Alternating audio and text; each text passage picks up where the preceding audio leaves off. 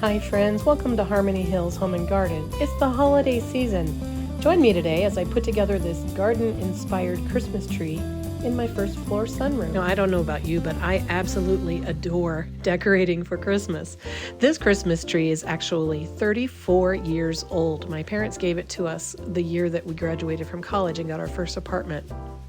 And it has to be put together with every individual branch put onto the pole, and you have to light it. So I'm putting on here some LED miniature lights, and then I had this few strands of these larger white lights that I thought might be a nice accent. But actually, when I stood and I looked at it, I didn't think there was enough of a difference between the miniature lights and the large lights, and it looked just, I don't know, a little bit weird.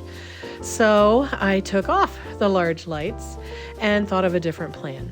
Now, I didn't put very many of the mini lights on. I think I only put about 300 miniature lights on this 6-foot tree, and that's really not enough to light the whole thing, but I thought it would be all right because I was putting on this next strand of lights, which are more of a globe shape, and they're LED, and they are changeable. They can be warm white, or they can have 3 different saturations of color on them. They can be really bright colored, or medium color, or a soft color tone. And I thought that those were going to be an excellent addition to the mini white lights. Now, they don't really blink, it's just that the camera makes it look like they do.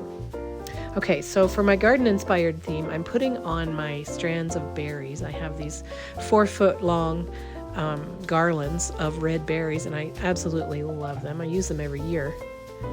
I think they look so realistic, and it's just, I'm such a traditionalist. I love the idea of evergreens and berries, you know, the red and the green, traditional Christmas colors.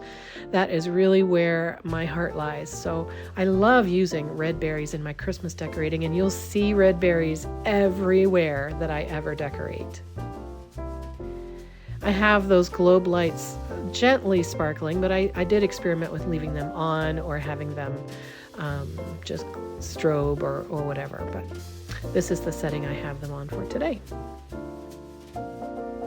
So after this, I thought it was time to put on my dried flowers. Now, I have a large collection of things I dried from this summer. There's some feverfew and purple and white yarrow.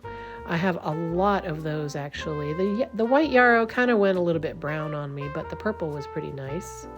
And then back here are some little posies that I made with last year's dried flowers, and I put them in a cardboard box, and they survived all year long.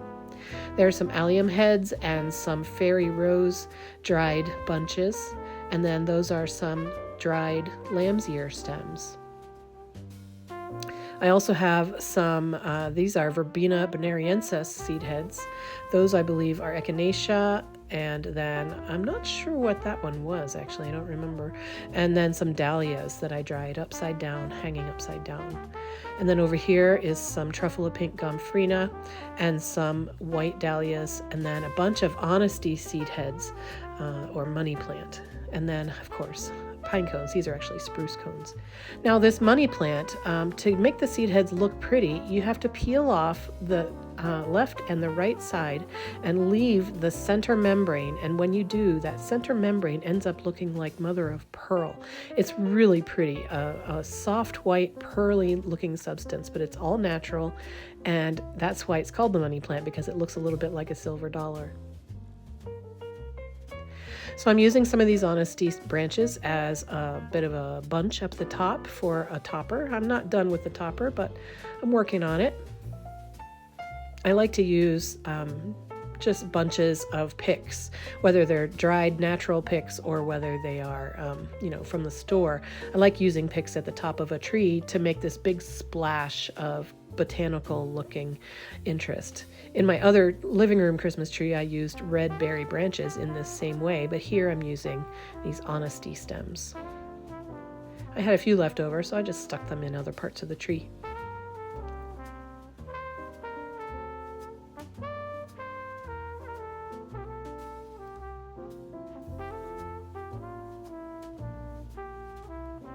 All right, next up is the feverfew. So it's looking a little bit brownish, yellowish, but I think that if I tear it apart into these little clumps and then break those stems off just a little bit, I can tuck them into the tree and they'll look like little sprigs of baby's breath, kind of.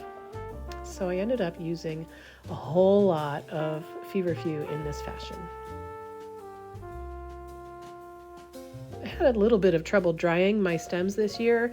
When I put them into the basement to hang upside down to dry, it was a humid day, and it was actually a humid week or two. And so they ended up getting a little bit more brown and almost dry mold. Okay, next up is the yarrow. Now, I did have purple and white here, but I thought that the purple looked nicer, so I'm separating these bunches and just using the purple ones. I'm using the same method I did with the feverfew, just bunch them together, break off the stems, and stick them into the tree. There's really no rhyme or reason. I just try to spread them out around the tree, not have them all clumped up in one area, although I will admit that at my eye level, which is basically the top 2 feet of the tree, it's a lot denser there than it is the rest of the tree. Now I'm starting to put in some of those posies that I saved from years past. These are roses and dahlias and feverfew and yarrow and statice, all put into a little posy together, and I had saved them from last year. So I'm spreading those around the tree as well. I have a few stems of dahlias here, and then a couple of fairy rose branches, just a bunch of different kinds of dried flowers that I've had in my stash or that I hung up in the basement this summer. And I'm not really doing anything special, I'm just tucking them in there, and yes, they did fall and rearrange themselves a little bit as I was working with them, but you know what? It's okay. It's an organic product, so it makes sense that it would move around and have a mind of its own, right? These truffle of pink comfrena, I thought I would do clumps of like 5 or 6 of them, but then I ended up just doing like 1 or 2 and spreading them all around like little pink polka dots all around the tree. And more dried dahlias. Some of the flower heads had popped off of their stems, so I'm just laying them into the branches. And some of them do still have their stems, and so, you know, I'm just sticking them in the tree, and I don't know, it's just fun. Just fun to find places to put these dried flowers and know that they came out of my garden, and that's really what's special about this tree. Not so much that it is a thing of beauty or anything, it's nothing particularly artistic, it's just that these are flowers that I grew, that I know where they came from, and they've been part of my garden pleasure this year, or maybe last year, and now they're part of my Christmas pleasure as well. And of course, I couldn't forget the hydrangea flower heads. I do have a box full of flower heads that I saved from last year. So I'm just putting hydrangea flower heads into the tree here and there, filling in gaps in the tree branches, and just, I don't know, whatever strikes my fancy. So I'm using these allium seed heads as the rest of my tree topper. Of course, I didn't set my camera up appropriately, so you can't see it as I'm doing it, but you'll see it in just a minute. And so here's the tree as it stands right now, with just the faux berry garlands and then my dried flowers and branches on it. I think it looks pretty. I think I would like to have more lights on it, but oh well. And I'm very happy with the way the dried flowers and the berries look on there. And even the tree being 34 years old, it doesn't look too shabby, I don't think. I'm appreciating the dried flower elements the way they are on this tree right now. I think they're so pretty. I'm really pleased with it. But I do have some ornaments that are garden themed or woodland themed that I want to put onto the tree. So I came back the next day and I noticed, oh my gosh, those globe lights are not working. No matter what I did, I couldn't get that string of lights to work. So, but I couldn't take it off because then I'd have to redo all the dried flowers. So I guess I just have to leave it with just minimal lights on it. So here are my ornaments. I've got lots of woodland themed ones and some dried flower themed ones and garden themed ones, lots of birds, some handmade ornaments, and some store-bought ones. These are pressed flowers that I put into these hexagon-shaped gold-framed cases last year, and I'm reusing them on the tree again this year. I have, I think, 12 of those. I have 8 different little deer ornaments. I have a bunch of these pine cones.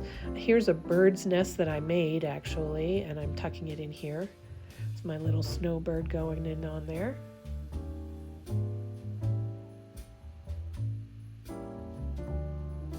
and another bird's nest with a different kind of bird up at the top. I love these sweet little owls. They're soft and fuzzy. I have a couple of those. I made these ornaments last year. That's actually a paper napkin that I decoupaged, and so is this, paper napkin decoupaged onto these ornament blanks.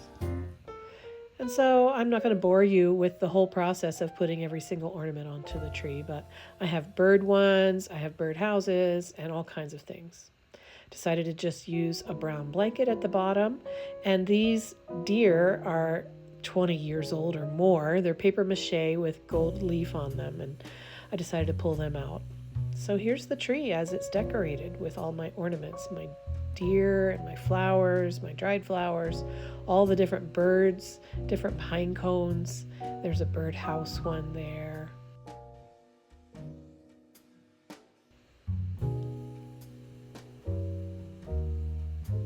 What do you think of this Christmas tree?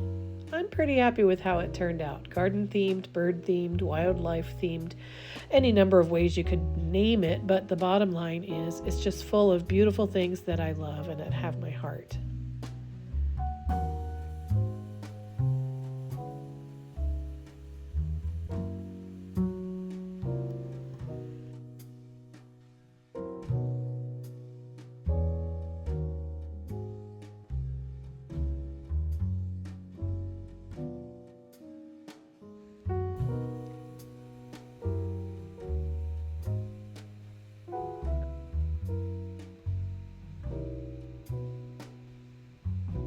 Now, in the rest of this sunroom, we rearranged the furniture. So on my console table up against the wall, I used my joy sign that I made 2 years ago and made this little vignette over here. It's just such a little pretty moment, little nature inspired. And then here's the tree all finished. I put my extra botanical elements in baskets and trays around the bottom of the tree, so it kind of gives the feel of a garden center display, as if the ornaments on the floor are for sale and the ones on the tree are for display.